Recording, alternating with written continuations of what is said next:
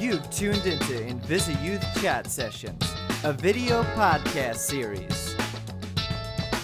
Our episode starts right now. Here's your host, Dominique Vale. Hello everyone, and welcome back to the InvisiYouth Chat Sessions, where you can check in for your dose of stigma-breaking, humor-filling, motivation-loving life hacks and empowering tips for all of the medically adultish people in your life. I'm Dominique Vale, founder of InvisiYouth Charity, and your host for InvisiYouth Chat Sessions, and today we're back for Season 7, Episode 115, and I am joined by a special guest that I am so excited for you guys to have, and I know so many of our Instagram followers also follow her, so I know we will feel right at home with this. Guys, I have today's special guest being mental health and wellness content creator, Kelly Yu. I'm so thrilled. So with over 200,000 followers on Instagram alone, Kelly has developed a platform as a space with inclusivity, empowerment, and vulnerability through her creative, uplifting style since 2013. It all stems from her personal experiences living with irritable bowel syndrome, IBS, since she was 19, and talking openly about sobriety, her eating disorder, and mental health journeys as well. And what really started as Kelly creating content intentionally to share about self-care, IBS, and mental health journeys, to not realize you're alone in these hardships, has really then grown into something so beautiful inside and out, all about self-acceptance and embracing the strength and success that comes from raw vulnerability, and has built such a wonderful community around her within that. Her bright content, both visually and mentally, if you guys check the grid, you will understand what I mean. She's got a beautiful grid feed that you will love to look at. It's reached millions of people, some of these posts, and really Kelly has become a public speaker and real content creator and influencing point on her journey, and it's gotten to work with different brands such as Samsung, VidCon, South by Southwest, Aerie Real, Hello Sunshine, just to name a few. And even in 2023, Kelly's work was recognized when she won the Health and Wellness Influencer of the Year award at the Influence Awards. So I am so thrilled to get to chat today and get so many empowering pieces of advice and have fun with our guests. So welcome to the show, Kelly. Oh, thank you. I'm just excited to chat with you because we had like a little chat before this, but we didn't get into all the juicy stuff. So we have to start.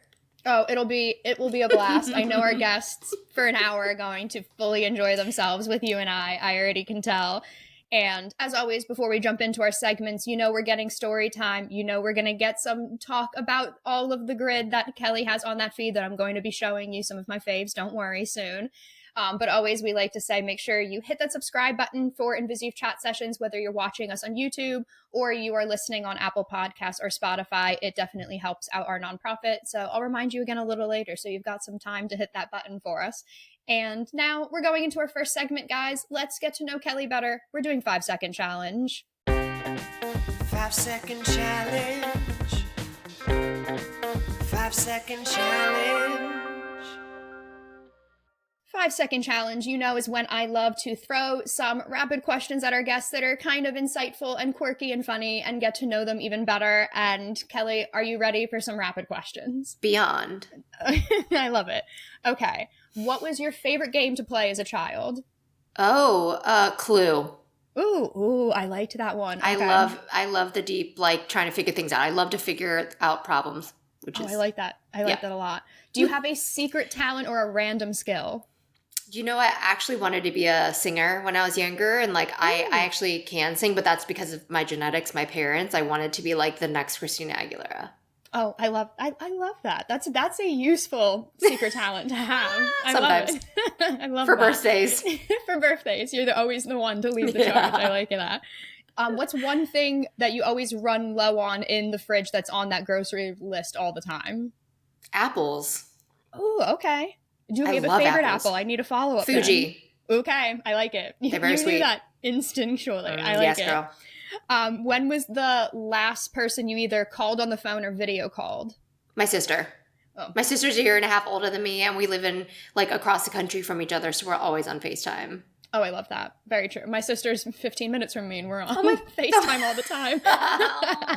So I can relate, definitely. What if you could pick a different name to have? What would be your other name? I can't picture myself. I used to hate my name growing up also. I thought it was incredibly boring. I told my parents, why did you do this? My sister's name's Lauren. I was like, Kelly? But I can't picture myself different, so. Oh, I like that. That's very similar. My name's very unique, being Dominique. It's so you. And I always then wondered if I had a different one, and I could never pick one either. Imagine if your name was Kelly. That's Stop crazy. Oh my God. If you had, what would be your biggest skill you think you've learned in life living with IBS? What would it be? I learned this the hard way, and it was very frustrating to realize that so much of my IBS was directly related to my mental health. And for many, many years, I refused to believe that there was any relationship other than my IBS affecting my mental health. I never wanted to surrender to the idea of I need to work more on my mental health because these physical symptoms are a manifestation of my stress, anxiety, depression. It was really hard. And still every day I realize if I'm struggling with being really constipated or something, there must be something I need to do mentally, emotionally. And I'm like, ugh, God, can my body just work? Like I always just work normally. I agree. That's a very true point. I do agree with that. Let's see. If you had, what would be your favorite type? You do so much types of social media content, but is there like a style that you enjoy that you will always kind of fall back on, that you like these kind of posts the most? I really do just like talking. That's why I'm excited to talk to you. I genuinely love feeling like I'm connecting, even though when you film yourself, it is weird. Like you're literally only talking to yourself. But I always picture someone that is almost like a younger version of myself who has no friends, who is scrolling and kind of is looking for this connection, this affirmation, this validation of a struggle they're going through or a feeling they have where they're not in a place in their lives yet where they feel comfortable to verbalize it outside of themselves. So I think that's my favorite. Just sitting down, talking, storytelling from a very vulnerable place, and hopefully giving a little teaching lesson or just a I feel you, I see you kind of feeling. No, that's really sweet. I like that a lot. Do you have a performer you haven't seen live yet that you still want to see? Ariana Grande. Oh, good choice. Good choice. Those She's live that vocals. Girl. Those live vocals. I get it. You've been in New York now. I know currently you are it, but do you have a favorite date night go-to plan? My boyfriend and I, okay, this is that really great we're talking about this. My boyfriend and I have been together for 3 years, and it has been amazing. You know, we have fights just like any healthy relationship, but we've gotten to a point where we're so happy and content and comfortable with each other that we don't plan date nights, and now we are boring. This is a problem. Because in relationships, it's just like when you hang out with your girlfriends, you usually make a plan. You're not just like, we're just going to sit. I mean, you can make a plan to like watch a movie and eat it, but it's like exciting. With my boyfriend, I'm just like, let's stay home. So we try to make a dinner reservation. We love sushi. We also go to Japan quite often. I'm half Japanese. We try to go at least once a year. So we either plan a sushi date or we order in, but we have to watch a show together. It's so boring. Okay. I have a really boring date night. I also love stand-up comedy, but that's maybe like once a quarter. Hey, 4 times a year is a good right? Date night staple to have. I like that as well. I do enjoy that. Do you prefer to then be an overdressed or an underdressed person when there's different occasions? You don't even have to finish the underdressed. I love to be comfortable, especially as a girl with IBS. I get bloated. I also definitely have a lot of sensory issues. I really don't like tight clothing or anything that really sticks to me. So I tend to be in like a baggy pair of jeans, a comfy t-shirt, and I don't love wearing makeup unless I really feel like I have to. Okay. No, I like that. That's very honest, and I appreciate it. It's practical and functional all at the same time. I enjoy it. Do you have a go-to staple that's always in your bag? You can switch bags, but there's always one thing you're going to drop in there. Eye contact drops, because my eyes are always dry. That's, yet again, very practical, and as a contact wearer, I feel like I need to now take into this. Always. And you're always blinking. You're like, God, it's stuck again. And I'm like, if I have to drive home, I'm like, wait, this is dangerous. Yeah, you're like, it's getting blurry because I can feel it unadhesing. Yes. I get it. Oh my God, now I need to buy one. Now I'm thinking Yes. of that. Okay, do you have I know you mentioned you go to Japan a lot, but do you have a city or a country that you still haven't visited that you want to go to? Italy. Ooh, I've very not always been a very European person seeking. So I'm half Chinese, half Japanese, and I've always wanted to like go to Japan. So I did that kind of for the first time not too long ago, and so I really love it. I also really love connecting with my Japanese side. Funny enough, I'm not dying to go to China, but that's because I grew up in Chinatown, Chicago. I lived there till I was 13, and it really felt like I was only around Chinese people.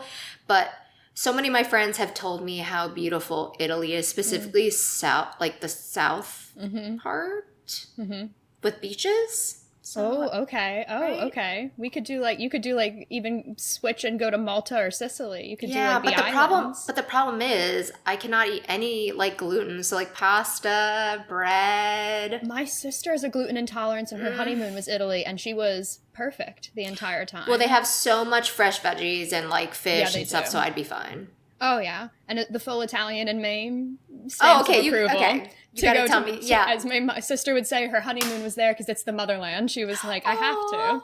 So we were like, you need to come back though. Good job, sister. So she would give a stamp as well. And then last one, what would be your 3 adjectives to describe your content? Honest. This is making me uncomfortable. It's so uncomfortable to like, this is something I'm actually really working on in my own personal life and with my therapist and just my friends. It's really hard for me to get past feeling like I always have to like bring myself down. So this is a good, this is a good activity. Okay, I would say it's honest, vulnerable, real, but that's all kind of the same. Yeah, if using sub-adjectives together, the English major in me is happy. There are 3 separate terms. I will put them all. It works. There you go. I love it. And we're going to end on that note. We're not going to do any more quasi-therapy questions for you in this podcast. We're good to go. I love it. Oh my God, guys, something else that I love before we get into our next segment though, is our InvisiYouth charity shop. You will be seeing me rocking a couple of our Subtle Activist color block bracelets on me. They're behind me on display, and you'll see our new Subtle Activism sticker collection that on our 10th anniversary, we have now added into our charity shop. It is all exclusively on Etsy. Our volunteers living with chronic illness and disability help run the shop for us, and 100% of every sale goes directly towards funding all of our free resources and programs we provide to help with the personal development and life advice for teens and young adults living with chronic illness and disability around the world. So they have access to these monthly resources for free every month.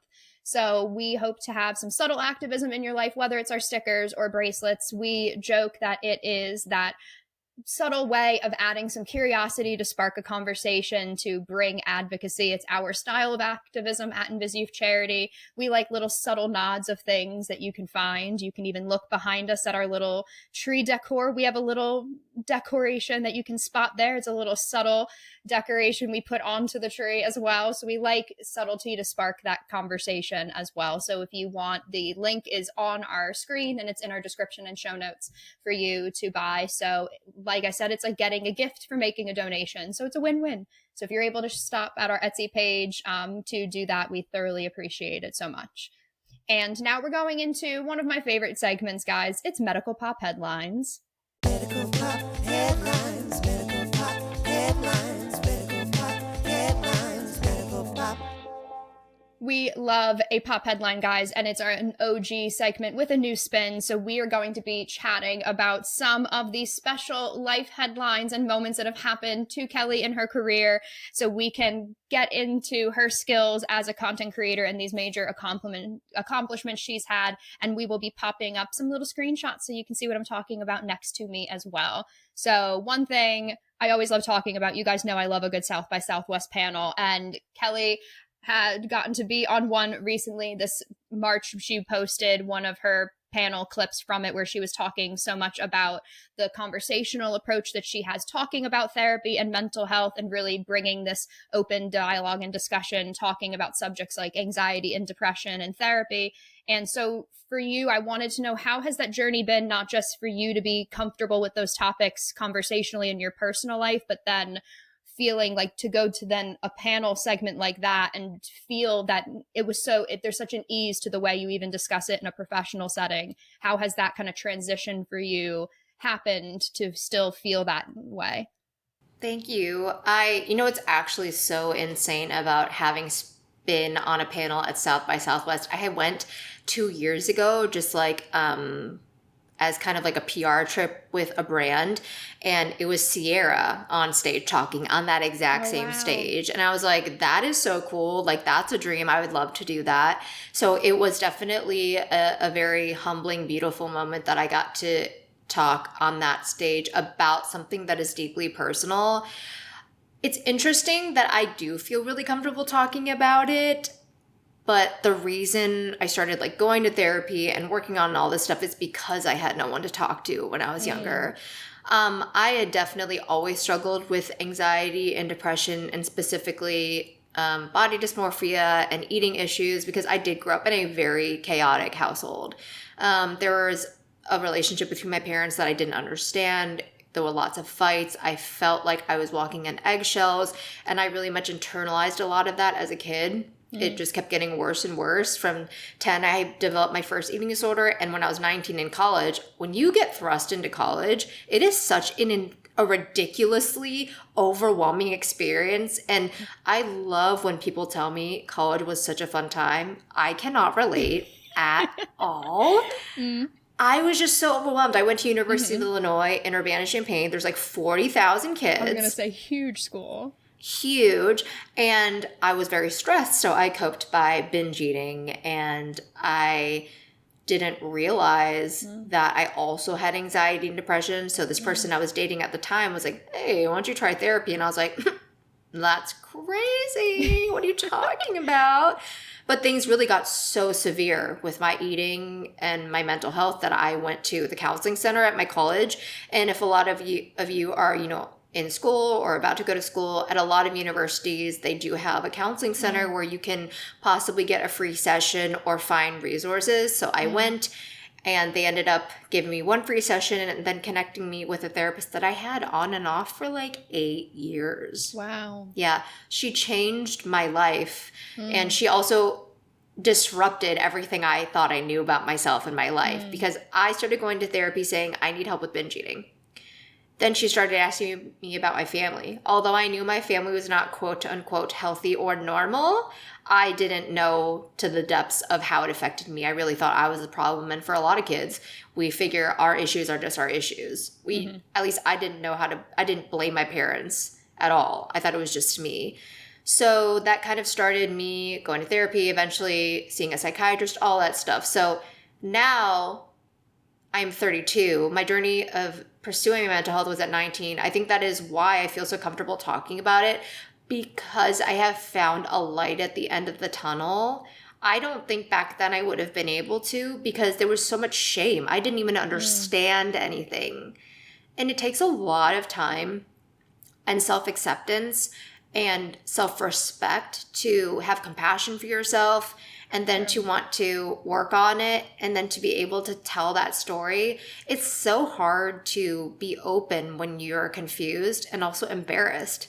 Mental health, physical health, dealing with IBS, constipation, all of that felt so embarrassing, and it felt like I might as well just keep that all in because ew. But the more that I talked about it, the more that I realized a lot of my friends totally got it. And I was like, that's crazy, because I would never think. I thought everyone around me was like very neurotypical. And a lot of people are, but a lot of people aren't. And by speaking out, we see so much of it reflected back in us. And I don't think it helps more than it triggers. Sometimes it can trigger when you're just like talking about it constantly with your friends and they're affirming. But just knowing that you're not alone, I think that's crucial in the healing process.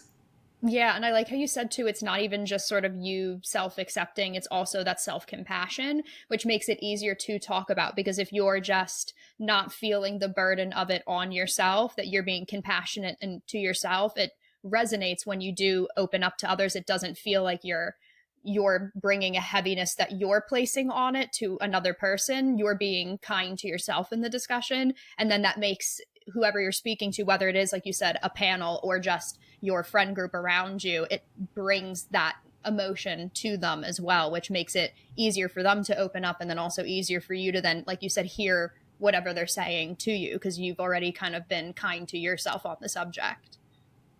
Yes. Yeah. And I even kind of transitioning off of that, one of my favorite posts of yours, I love all the types of posts you do for your IBS, whether that's with fitness or food or body confidence and relationship advice as well. You had one post that I loved, really, it was like 5.5 million likes. It was like the number overwhelmed me, but I loved it because it involved love notes and toilets.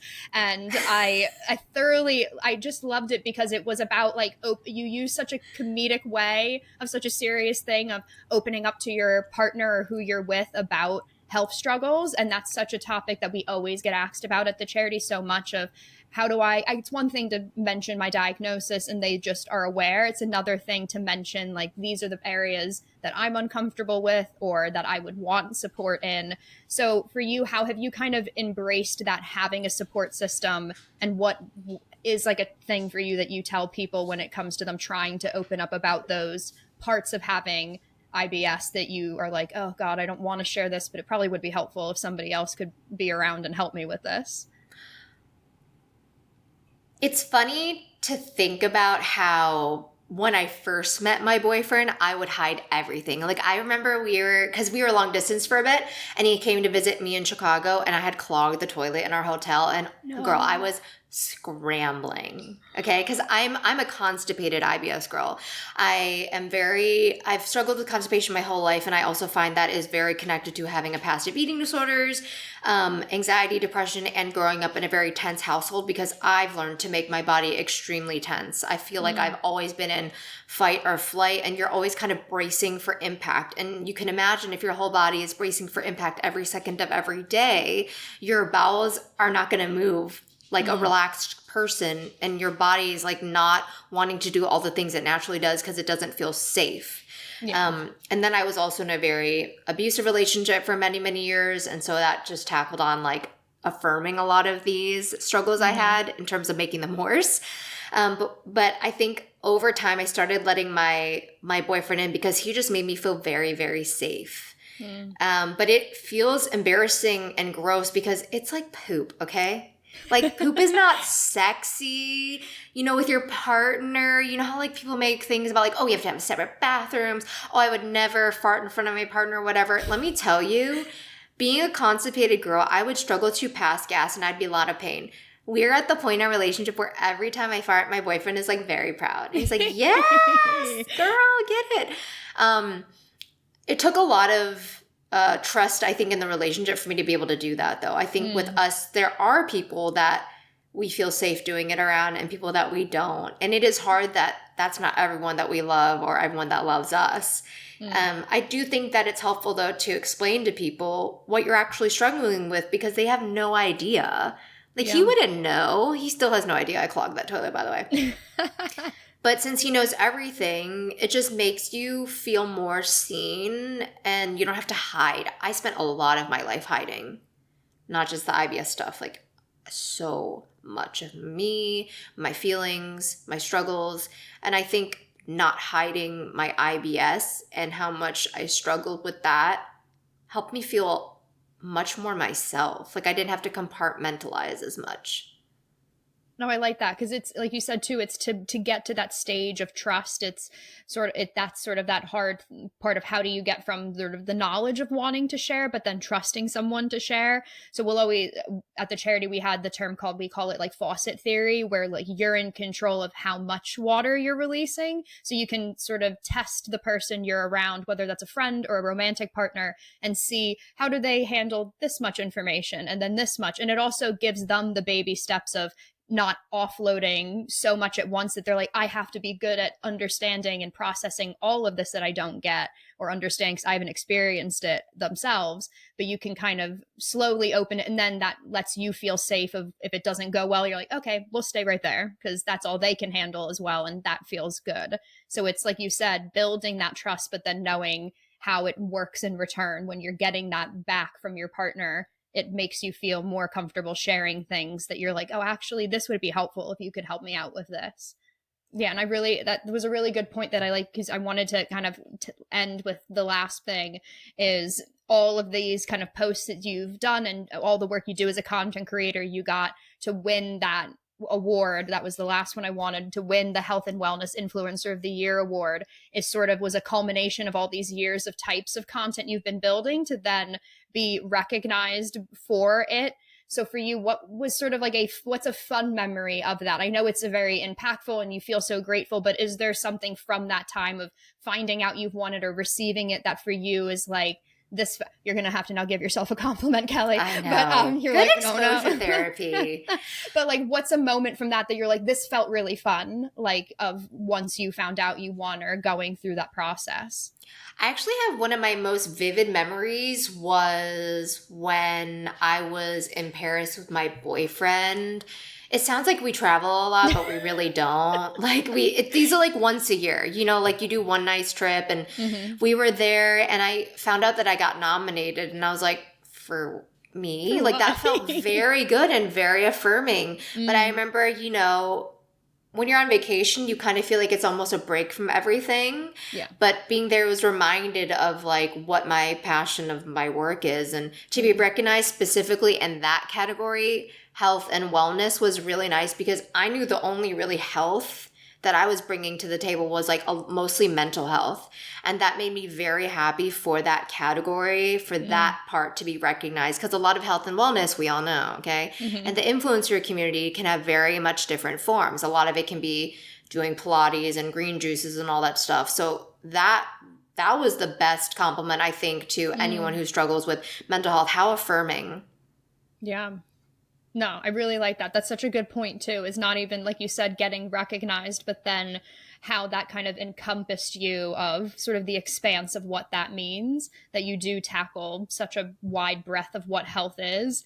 And then that probably even for the people looking at all the people in the categories, even for yourself, was they were able to then see you among them and be like, oh yeah, like it reminds them it is my mental health. And oh yeah, I do need to work out at that and work on it as well. So I think even for the people seeing you among it, then winning it kind of validates them as well, looking, going, oh wow, that is a really important topic for me to even address just from seeing you being in that position. Very validating. And I think us as humans, we do crave a healthy amount of validation. And I think it's important for us to feel validated because that's how we feel accepted and seen. You know, we're one person and we can sustain so much of our self-esteem ourselves, but we all feed off of other people. Yeah, no, and that's that very feels, true. Yeah. Yeah, I really, really like that. That's a good point to end that segment, and also a good point for us as we transition to our second half of the show. Guys, don't worry, we're getting to story time. We're almost there, everybody. But I always like to take this time to thank everyone for coming to InvisiYouth Chat Sessions. It is our first of our digital resources now, over 115 episodes in, and 7 years later, it really has become our most popular of our resources that we get to provide, and that's because of donors like all of you.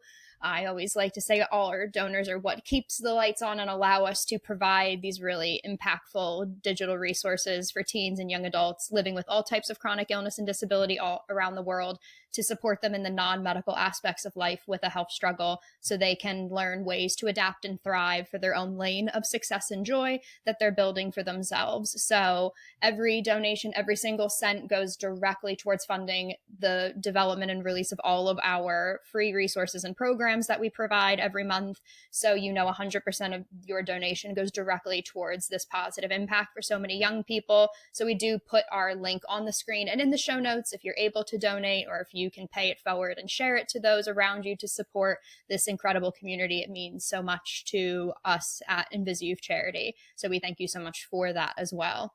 And guys, we're now going into the best part of the show. We're going into So That One Time. So that one time.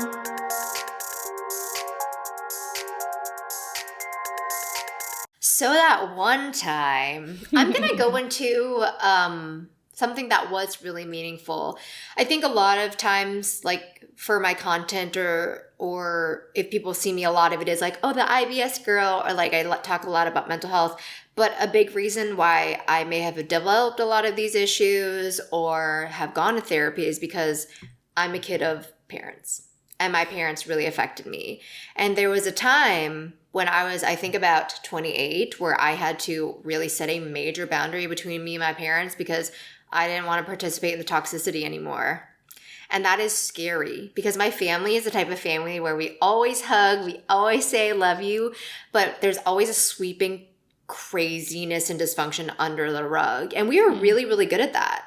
But because I had gone through learning how much my abusive relationship tied into what I was used to seeing in my parents, and it wasn't physical, which is often really hard to label because it's manipulation, it's not codependency, it's gaslighting.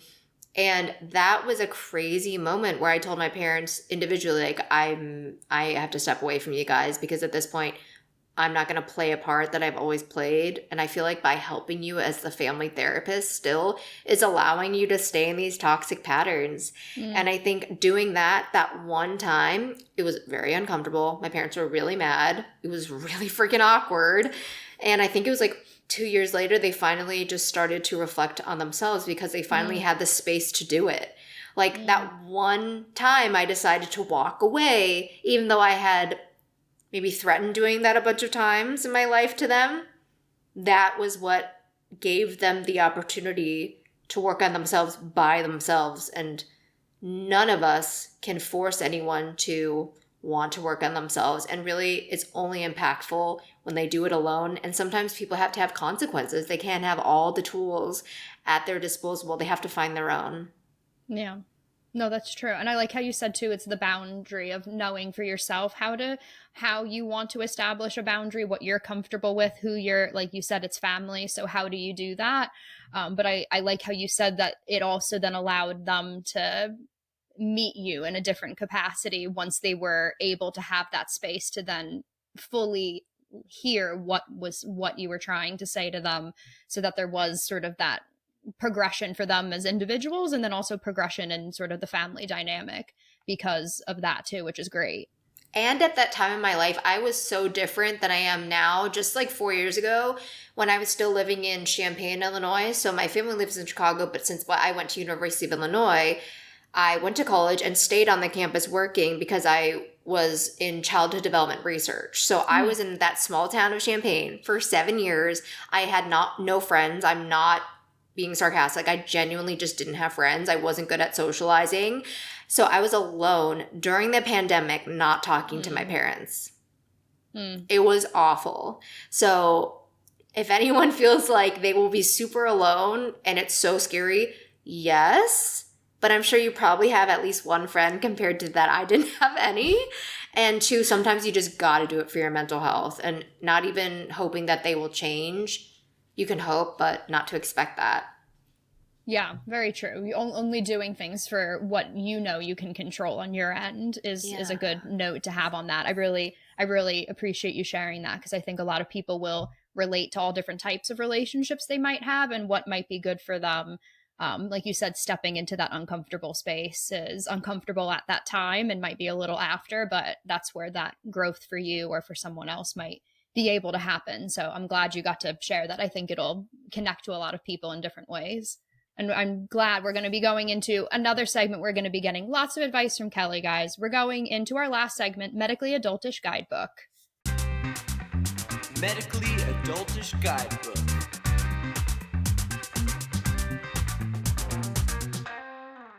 Medically Adultish Guidebook, you know, that critical transition of being a young adult into adulthood. We call it being medically adultish in that way. And we want to figure out how to still be young and carve those lanes of success and joy for ourselves as these young people. And so what better way to find that personal confidence of being able to support your physical and mental health than getting to build that guidebook with Kelly today. So I'm really excited to do that. So I know something that is really important to your platform and what you do, and something we really enjoy is showing that duality and that interdependence of the relationship between physical and mental health, and that it's especially even more prominent when it's a chronic illness or disability kind of in connection to it. So for you, when did you kind of notice that you were wanting to kind of support both sides of the coin, that your physical health was impacting your mental health and then vice versa for yourself? And then how did you take that step into going, I need to start supporting both ends of the stick?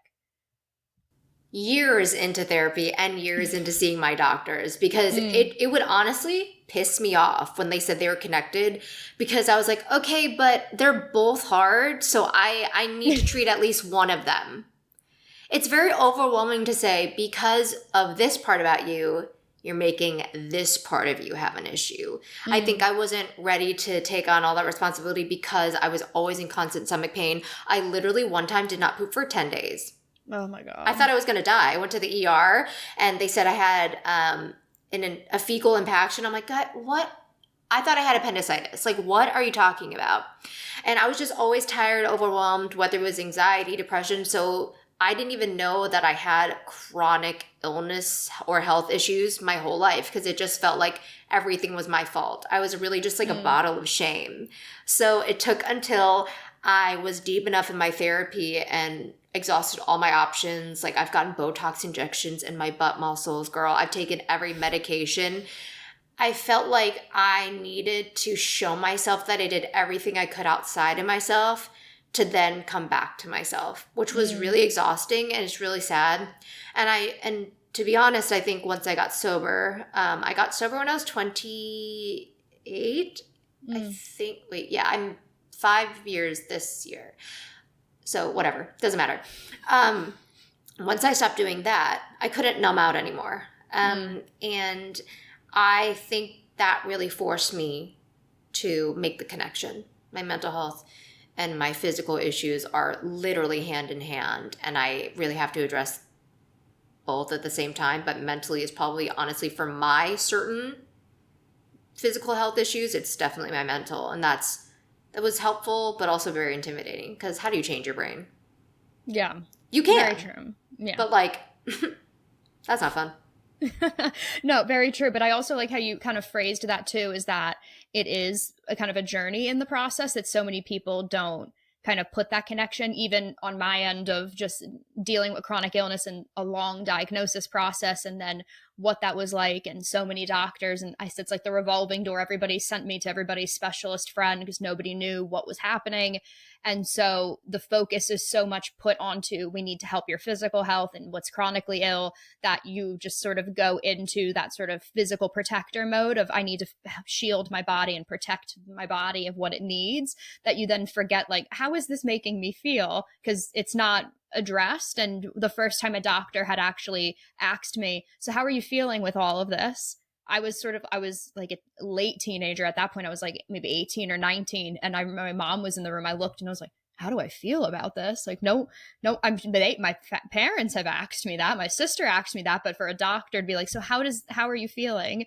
I was just alarmed, like, oh, he cares about me and how I feel with all of this. And it was just sort of this shock of like, oh, it's all of me. Like, that's probably making this harder to deal with physically, because I'm just so mentally drained from having to be in this sort of protector mode, like you said as well. So even like for you, what are kind of pieces of advice or things that you might say or do for yourself to kind of, if you are having a bad physical health day, to help yourself mentally, or vice versa, if you're having a bad mental health day, to stay on track for what your body needs? A really important message I have gotten from a therapist, and is also said by my boyfriend a lot, is your worth doesn't disappear when your energy does. And for me, when I don't have energy, I immediately go, what is wrong with me? Why is it like this? Why does my body hate me? And I love what you said about like parts. I've learned that a lot of times I blame one part of myself, but really we have many different parts, and we can look at them separately, but they are still ones that I should claim and have compassion for. So a lot of times I'll view my mental health as like my big enemy, or my stomach issues as like, oh my God, why are you ruining my life? But knowing that it is okay to take a rest, even when like you have deadlines and stuff. It can be really complicated, but it is really brave to slow down, because for me, if I continue being stressed, my physical symptoms will never resolve. And that is a scary thing to know, that I have to kind of surrender. Surrender is very hard when you are someone who really prides themselves on being productive, which is almost everyone. Everyone wants to fulfill their purpose and do things right and do things well. But healing and slowing down is a big part of the hard work. We don't even know that if it's so hard for us to do and it makes us feel so bad, isn't that the hard work we have to try doing more? Yeah. I like how you said that too, because it's the biggest shift for me with my sort of the conjunction of like them both being the same, two sides to the same coin, was I had to stop looking at my chronic illnesses as my enemy and it was my teammate, because they're both my it is my body. So once I kind of thought of like, okay, I can be angry at my teammate. I played doubles tennis. You know how to make the system work, but there are times where you would look at your partner and be like, what are you doing? But at the same token, you were a team. So once I kind of had to shift, like you said, reframe that thought of it being like, no, my chronic illness is, we're on the same team because we're in my body together. And so I have to work with it, even if I'm annoyed with it. I have to acknowledge I'm upset, but then still work with it. And that kind of made, like you said, it was that shift on those bad days that I'm like, okay, stop getting upset at myself. It is my body. I can't control what it's doing.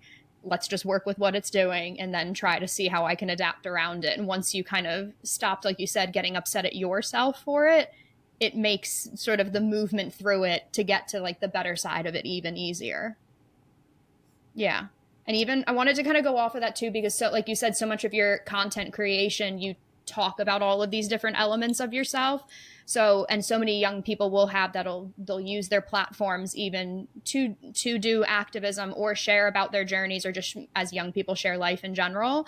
But when they want to kind of address different parts of physical health or mental health, they worry about how do I deal with it personally and then share. So for you doing it on such a larger scale, how have you kind of figured out how you share or when you share or what you share? Like what's that kind of thought process for you before the content then gets posted?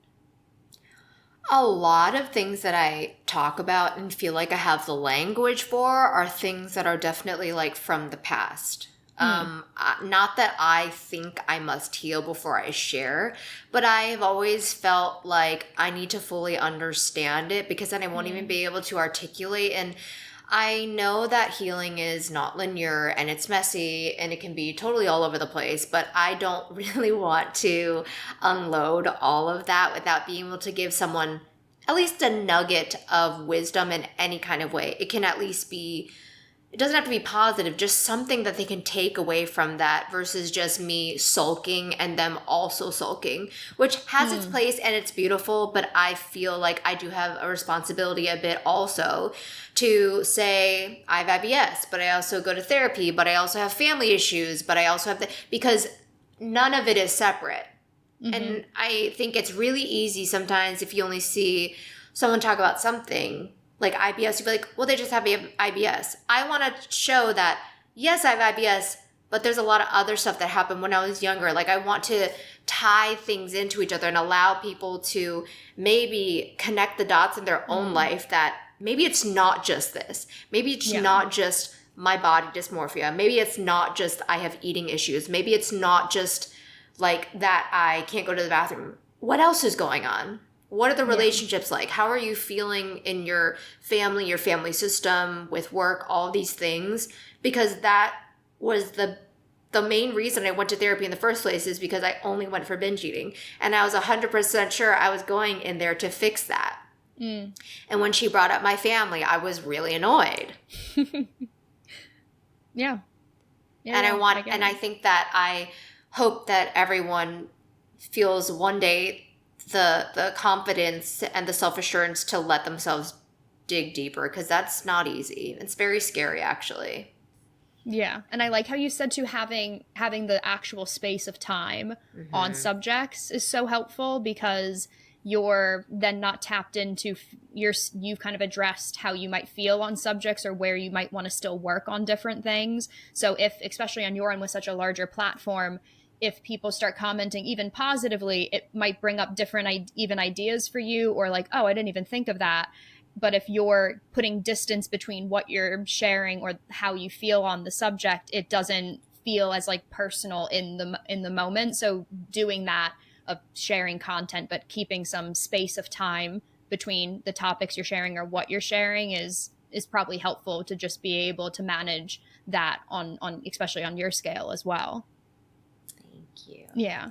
And even the kind of final question I wanted to ask is, I know I had mentioned you share a lot of different sort of tools that you use when it comes to balancing life with IBS and then also with mental health and sort of the overarching of everything for your wellness. But are there things that you put in your toolbox? Like, do you like journaling? Obviously therapy is a big one for you, but are there different things that if people are going, I don't know how to support my physical health or mental health, what are things, and they're just trying to like collect an options of toolbox, like what are things in your toolbox you would love to just like share to people and be like, try all these different things?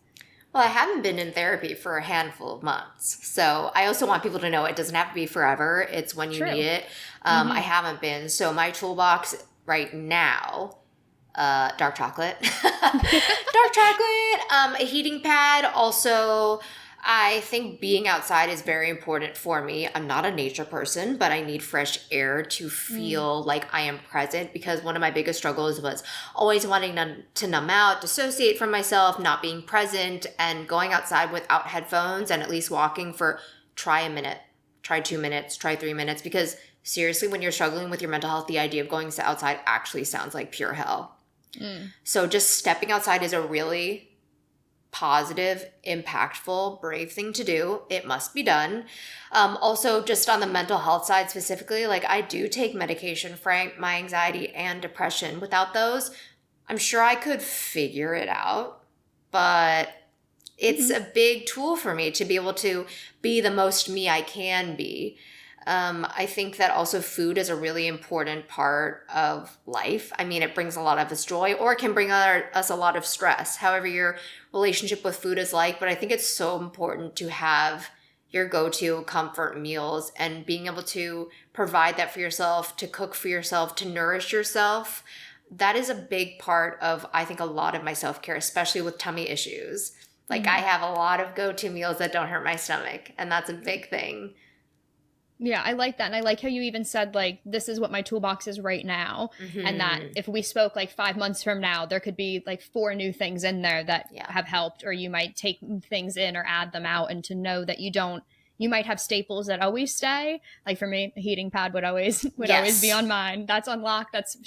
My heating pad's got her own place in the bag. Yes. So I agree fully with that one. So I like how you said that there are certain things that are staples, but then others you might change in, or that might be even harder. Cause I even had to on my end that like that daily sunlight or going outside, especially when you work remote, or even on your end, you're working digitally. And so much is, I have to be by my laptop and working here, that to know you can give yourself 5 minutes. You can do this or that, or just plan even right after dinner, walk outside, come back in, like go getting the mail, coming back in, like certain things you can just sort of add in to do, I think are super helpful, that are just small little things. And like you said, little wins for yourself, like meals that work for you, that you're like, I can go right to that, I'm going to feel okay with it, are good to have. Sort of those things that you've either written out as a tool, but also just like, you can go back to, like are really wonderful for people to just trial and error what makes them feel good and what makes them feel happier when they do it. You have to like try different things to figure it out as well, especially even on your end from a meal standpoint. You had to try different meals to figure out which ones were your go-tos or not. So I think that's helpful for people to know. You can find some and then be like, I don't know if this is my vibe. Some people love to journal, other people don't. Some people love listening to music, other people are like, that brings up a memory. So you kind of have to figure out what works for you in terms of the balance and in kind of a toolbox of it all. One more too that I think is always so brought up is exercise. And I like to think of it as just moving, specifically mobility. So for me, obviously having had a history of eating disorders and body image, I used to be obsessed with working out. However, I have found that for me, different types of working out during different times in my cycle, or how my stomach's doing, how my mental's doing, even just stretches or mobility to my capability, how my body is, even just like twisting your wrists if you can, or things for your neck, small movements, like even stretching your neck out is a big act of self-care. Okay, with all the phone usage we're doing, think every day, am I connecting to my body in some way if I am able? I like that. I like that a lot. Even the last thing I would want to ask is, if you were going to go back to 2013 Kelly, who was just starting her Instagram and her platform, and give her one little piece of advice or something to look forward to in all these years you've now built your platform up to, what would you tell her? Oh, I would tell her, you are going to have confidence one day, and you are going to find your voice, and you're not even going to realize that that's the voice that you wanted, and you will not only need it to be validated, but you will be able to share how your life has gotten better, because I truly believed my life is just never going to get better. I love that. That's such a good point to end on, and I think that's such good advice for people to think for themselves now as they kind of project and always think into the future of what they would like for themselves. It's nice. I like that advice for people to kind of take in for themselves too. I enjoyed that a lot. And Kelly, we reached the end of our podcast, and I'm so sad. I cannot believe we just ran through this. That flew by. It really did. And I want to make sure people can find you and all of the phenomenal things you post on social media. So where can people find you?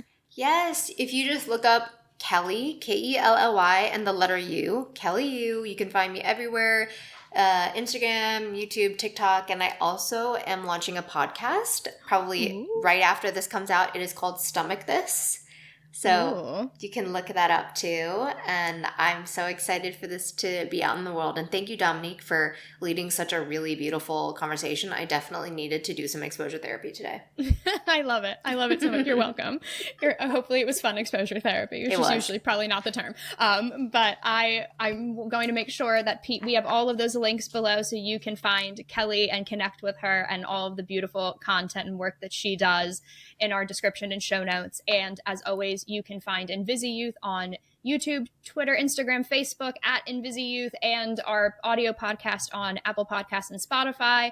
So make sure you are clicking that subscribe button if you haven't already. Give it that thumbs up, give a nice review, 5 stars, whatever you would like. Definitely helps out our podcast so much. And thank you again, Kelly. I had an absolute blast on this podcast. Thank you so much for being on the show. Thank you. Thank you guys so much, and I will speak with all of you soon. Bye, everybody.